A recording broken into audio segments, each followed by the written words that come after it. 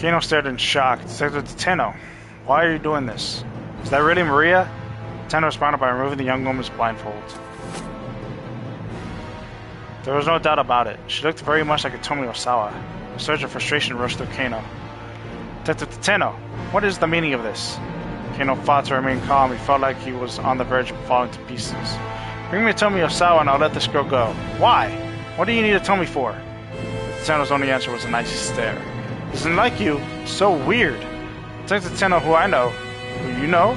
Tateno cut him off. What do you know about me? I know what sort of detective you are, sir. Because I've modeled myself after you for my whole career. The other man's expression remained stony. Don't you remember, Kano went on, that time when you risked your life to talk down that man who barricaded himself inside that office? Ever since then, you've been my... Tateno interrupted him with a sudden burst of laughter. You really are gullible, you know that? You can only see things the way you want to see them. What do you mean by that? The truth is, I didn't even care if I died doing what I did. That's why I dosed myself in gasoline. Tateno's voice had gone low and quiet. That was no display of heroics. It was more attempted suicide than anything else. I wasn't thinking about the other people still inside the building. It's just a coincidence things turned out the way they did. So then if you made a single misstep, then everyone in that building might well have burned to death. You're lying! That can't be true! Kano shook his head incessantly. I don't have time for this conversation. Tateno pressed the barrel of his gun to Maria's head. If you don't bring Hitomi Osawa to me, believe me, I'll blow her brains out. Please stop this, Kano shouted. There was no hesitation in Tateno's eyes. It looked like he really would shoot Maria if Kano didn't do as he asked. Hurry up! Bring Hitomi to me! Can't you at least tell me what's going on? Go now or so help me, I'll shoot! Kano drew his own gun from his jacket. I know you, Detective Tateno. I know there's some meaning behind all this. Kano's words came out as an imploring croak. You think you can shoot me? Tateno spat. Letting Kadawan go free? Taking Maria hostage? This has to mean something. Sweat made Kano's hands slick before he clutched his gun. I asked if you think you can shoot me. I've always looked up to you. You were the sort of detective I wanted to become. Kano's view of Tateno began to blur as tears welled in his eyes. Can you shoot me, Kano? I can. Even as he cried, Kano stood resolutely doing his best to stare down the older man. He set his fingers squarely on the trigger and pointed his gun at Tateno's forehead. Suddenly, the piercing stare vanished from the other detective's eyes. I've got to give you full marks for that, Kano. Tateno smiled thinly. I'll tell you then. I'll tell you why I'm doing this. No. It all happened 17 years ago. A meth addict had assaulted someone in Shibuya.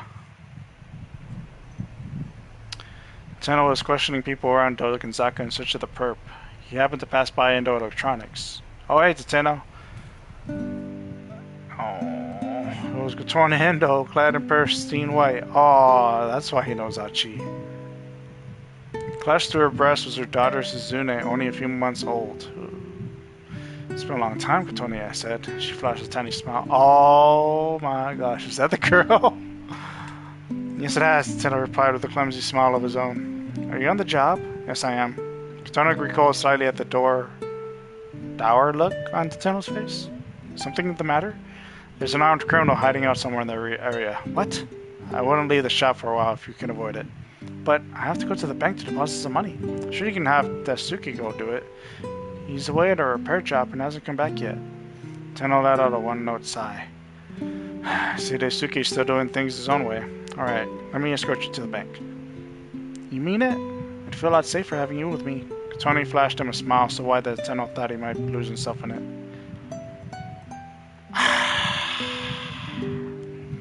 Tateno, Kotone, and Daisuke were childhood friends and gone to school together up through high school. Sheesh. Tateno and Daisuke were always clowning around together, and Kotone was always there alongside them laughing. It had been quite some time since he'd gone to walk along Dokansaka with Kotone. How have you been lately? Well, with a newborn to look after, it's been pretty hectic, but there's never a dull moment. Things have been good. Glad to hear it. Tony was always as bright as a sunflower. Sometimes Tateno managed to convince himself that just the sight of her was enough. Outside the bank, Tony held the Suzune out to him. Tateno received the baby with an anxious frown. What's with the face? I'm not good with babies. I haven't held one very often. Oh, you'll be fine, don't worry. Just hold on to her for a minute while I take care of things inside. Oh, no. Alright. Held the baby gingerly like it was a bomb that might explode at any moment. Tony chuckled softly. Suzune stirred and squirmed into Tateno's arms. She kind of asked Katone's eyes, he thought. It was strange, the sensation of holding a child. She was so soft and light and yet such a real and responsive presence. The faint warmth of her body warmed Tateno inwardly in turn. When Katone returned after making her deposit, they strolled to a nearby park, Suzune back in her mother's arms. Do you have any plans for marriage, Tateno? I haven't thought about it. Work has me plenty busy. Oh, that's just an excuse, Katone said. If there really were some woman you want to marry, you wouldn't let work stop you. And I suppose it's because there hasn't been anyone I felt that way about. Really? Nobody this whole time? Yeah, really. I see. But still, seeing the two of you like this makes me realize how nice having a family could be. Tateno peered deeply into Suzune's face. Well, if it ain't Tateno, he looked up as a cheery voice got into the conversation. It was Daisuke. What are you doing here, he asked his wife. I could ask you the same question. Come on, give me a break. I've come to make that deposit for the client. In that case, no need to worry, I just took care of it myself. I thought you'd forgotten about it. Huh? Really? Katone smiled as Daisuke reached down and carefully lifted Suzune in his arms. Beaming happily at his daughter, he nuzzled up against her tiny cheek. Daisuke, long time no see. Yeah, glad you're doing well for yourself, Tateno. They walked side by side. Daisuke proudly showed off Suzune's drowsing face. What do you think, adorable, isn't she? Yeah, luckily she doesn't have your looks. Hey now, bad-mouthing me the same as ever, huh? Some things hadn't changed since high school. Why not drop by her place for a bit, Daisuke offered. Ah, sorry, I'm in the middle of a job, actually. Tateno turned to glance at Katone. Oh, son of a bitch. An instant later, Daisuke screamed, Katone! The man had come up behind his wife and now held the kitchen knife to her throat. Damn it. Katone stood stifling, frozen in terror. Let her go! Tateno took a step forward toward the man. Slightly upturned eyes, the close cropped hair, the thin mustache. All the details matched the description. This had to be the man Tateno was after. Shut your damn mouth! You wanna try and kill me, huh? This lady here wants to try and kill me?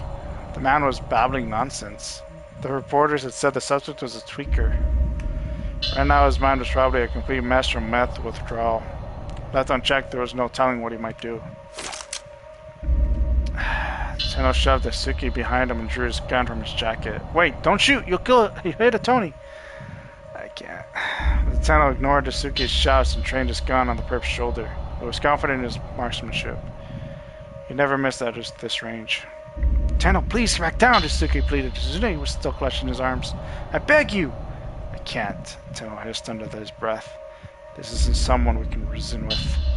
The assailant began waving his knife about, to stab it into Katone at any moment. Tateno had to take the shot now. He aimed for the shoulder of the arm the man held his knife on. Tateno, stop! Daisuke shouted. Don't do this! For a brief moment, Tateno's eyes met Katone's. He thought he saw her give a tiny nod. Don't shoot!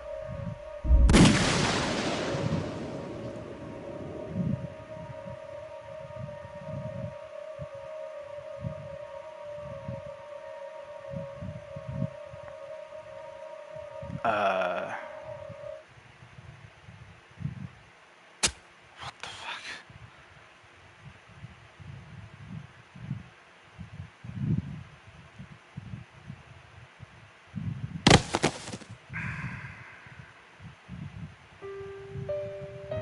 It was all over in an instant.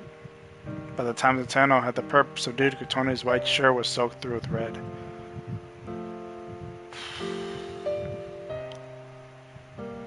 With Katone's death, so too died Tateno's heart. Whatever feelings had lived inside him had been reduced to cinders, leaving only a never-ending need to atone.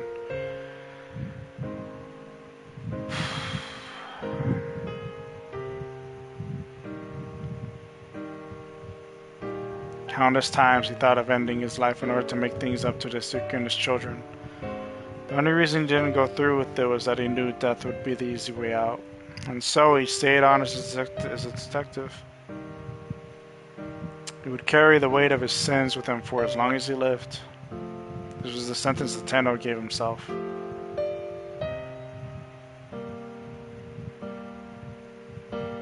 "15 years had passed since Katone's death. For the first time, Tateno had gone to visit her grave. He was standing by the grave marker with his hands clasped as someone called out to him from behind. Excuse me." A slender young girl stood there, flowers in hand. Tateno instantly recognized her as Suzune. She looked just like Katone had back in her high school days.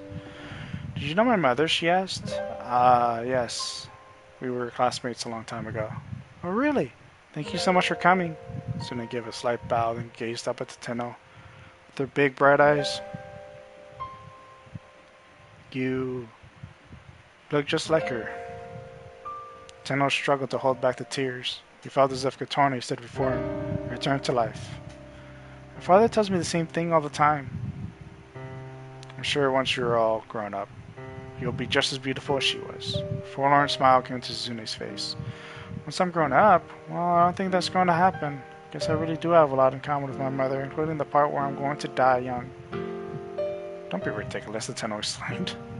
"Why would you say such a horrible thing?" Suzune took a step backward, looking shocked to be rebuked by a stranger. "My apologies," he said hurriedly. "I didn't mean to startle you." "No, it's alright," Suzune murmured, clutching the flowers close. "Honestly, it's not something I like to talk about myself. But I'm sick, so there's not really anything I can do to change it." "Sick?" "I have a heart condition." A generic expression for illnesses pertaining to the heart, also referred to as heart disease, includes things like heart failure, valvular heart disease, and so forth. A transplant's the only thing that can help me. My blood type is a little bit weird, and it doesn't look like they'll be able to find me a compatible donor. The immune system exists to get rid of foreign substances in the body. Often a patient's immune system will attack a transplanted organ, which can result in the organ failing or functioning poorly. To mitigate the risk of rejection, it is preferable for the donor and the recipient to have matching body tissue. In the case of a heart transplant, characteristics such as blood type and pre-synthesized antibodies, human leukocyte antigens must be screened ahead of time. Then, bowing her head, Suzune stepped in front of the gravestone and clasped her hands in silence. Tateno felt a wrenching pain inside him, as if Katone were being taken from him all over again. If there really was a God, why would he do such dreadful things? "Is there nothing I can do?" He nearly lamented aloud. "I'll do anything, Suzune. I'll do whatever I have to in order to save you." Tateno clenched his fist as he stared at the grave. "Tell me, Katone, what can I possibly do for your daughter? Please tell me. Please."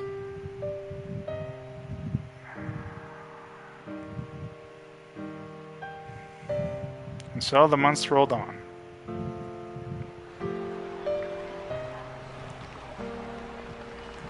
Everything changed just after 10 o'clock that morning.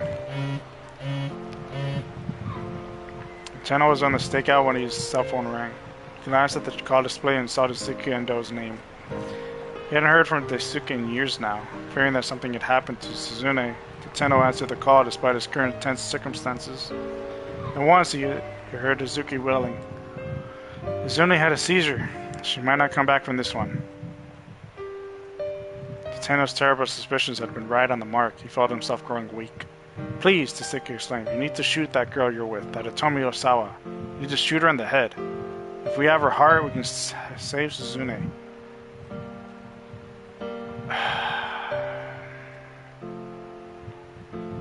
At first, Tateno couldn't make sense of what Daisuke was saying. "Hurry up and shoot! Shoot her, please!" Atomi Osawa has the Bombay blood type. "Wait, hold on," Tateno said, keeping his voice low. "You want me to kill Atomi Osawa? Why?" He quickly scanned the area. "Daisuke, are you nearby? Wait, where are you? Don't worry about that. If you can just render her brain dead, we'll be able to transplant her heart into Suzune." The term brain dead refers to a state where the entire brain, including the brainstem, is beyond any recovery. In Japan, brain death is defined by Article 6 of the Act on Organ Transplantation, which states that brain death can only be declared with the goal of authorizing a transplant and is subject to the judgment of at least 2 doctors inspecting the patient according to a preset process at least 6 hours apart. Shooting someone in the head didn't necessarily guarantee they'd wind up brain dead. And even assuming it did, if Tateno shot the Osawa girl here in the middle of the scramble, it would cause a giant incident. By the time the autopsy was completed, the window for a heart transplant would surely have passed. Tateno, shoot her, please! Daisuke, I can't. You know I can't do that. Hurry! It was like his old friend wasn't even listening to him. Look, even if she did wind up brain dead, they wouldn't be able to perform a transplant. Daisuke kept on shouting. It's fine! It'll be fine! I'll make the transplant work somehow. You make it work? Even knowing how ridiculous that was, part of Tateno wanted to know what he had in mind, if anything. I finally found it. I found something we can do for Suzune. Please, help me. Help me. Help me help her. Tateno understood Daisuke's feelings painfully well. To be helpless to stop the suffering of someone you loved. Nothing in the world hurt as much as that. I want to save Suzune. Gosh. Tateno, this is the one thing I will ever ask of you. Tateno could hear choked weeping from the other end of the line. At that sound, something inside him shifted. Yes. Yes, Daisuke was right. The likelihood of a transplant happening wasn't the issue. What mattered was that right now, he could take action, he could do something for Suzune. He mustered up his resolve, feeling the doubt lift from his heart. Shit. For Suzune. For the daughter of the woman he'd loved.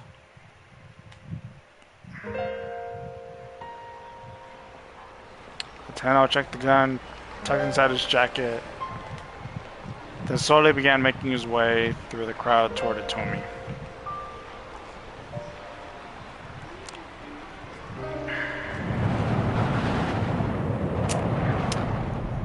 Now you know why we're here.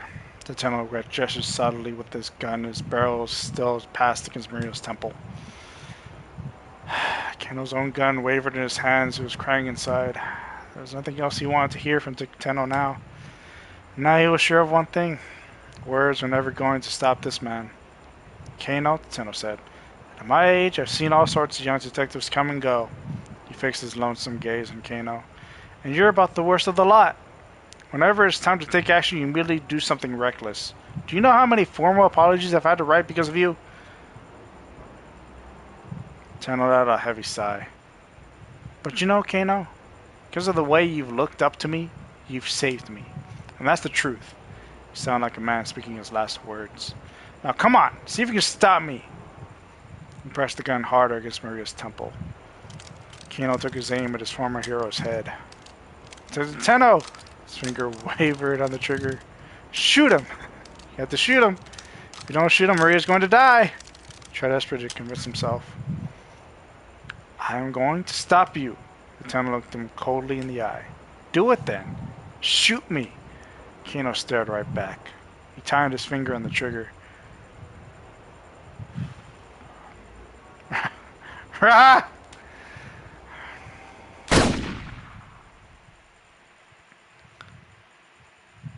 Oh my gosh, to be continued. You gotta be kidding me.